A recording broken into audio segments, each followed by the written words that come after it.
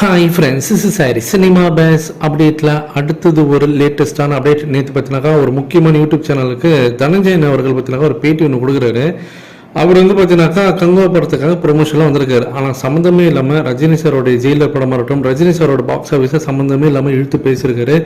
அது ஒரு முக்கியமான விஷயம். அவர் என்ன சொல்லியிருந்தாருன்னா, ஒரு கம்பேரிசனுக்கு அவர் சொல்கிறார், கோட்டு படத்தோடைய முதல் நாள் வசூல் 120 கோடி, பேட்ட படத்தோடைய ஒட்டுமொத்த தமிழ்நாடு கலெக்ஷனே 120 கோடி தான், அப்போனா பார்த்துங்க அப்படின்ற மாதிரிலாம் அவர் பேசியிருந்தாரு. அதுக்கு பார்த்தீங்கன்னாக்கா உடனே விஜய் சாரோட ஃபேன்ஸ்லாம் பாருங்க, பேட்ட படம் தமிழ்நாட்டில் மொத்தமே 120 கோடி தான் வசூல் கலெக்ட் பண்ணிருக்கு, எங்கள் படம் முதல் நாளே 120 கோடி. அவர் தமிழ்நாட்டை பற்றி பேசுகிறாரு. இது இந்த கோட் திரைப்படம் பார்த்தீங்கன்னாக்கா உலக லெவலில் நேற்றுக்கு 120 கோடி.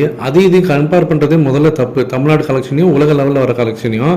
அது இல்லாமல் பார்த்தீங்கன்னாக்கா அந்த படம் கிளாஷில் வந்திருக்கு. கிளாஷில் வந்தாலே உங்களுக்கே தெரியும், கரெக்டாக சரி பாதியாக பார்த்தீங்கன்னாக்கா அந்த தேட்டர்ஸ் பிரிஞ்சிருக்கும் விசுவாசத்தை கூட வரும்போது. அப்போ தமிழ்நாட்டில் பாதி தேட்டரில் ரிலீஸ் ஆகி 120 கோடி கலெக்ட் பண்ணுதுனாக்கா, அதுவும் 2019 எந்த அளவுக்கு அந்த படத்தோடைய வெற்றி இருந்திருக்குன்றது கூட உங்களுக்கு தெரியல. அந்த மணியோட இன்ஃப்ளேஷன் எந்த அளவுக்கு மாறி இருக்கும் இந்த 5 வருஷத்துல.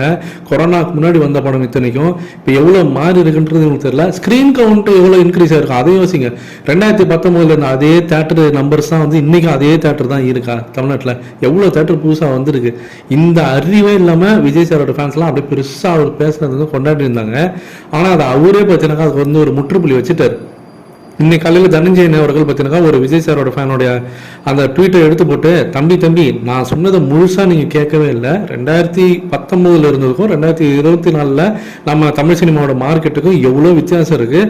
அந்த படம் ஒரே நாளில் 2 படங்கள் பெரிய படங்கள் வந்த படம். அது கிளாஷில் வந்த படம், அதுவும் பாதி தேட்டரில் ரிலீஸ் ஆகிருக்கும். அதுவும் நீங்கள் பார்த்தீங்கன்னாக்கா தமிழ்நாட்டோட கலெக்ஷனை பற்றி தான் நான் பேசுகிறேன். நீங்கள் வேர்ல்டு கலெக்ஷனை தூக்கி வந்து இங்கே நிப்பாட்டாதீங்க.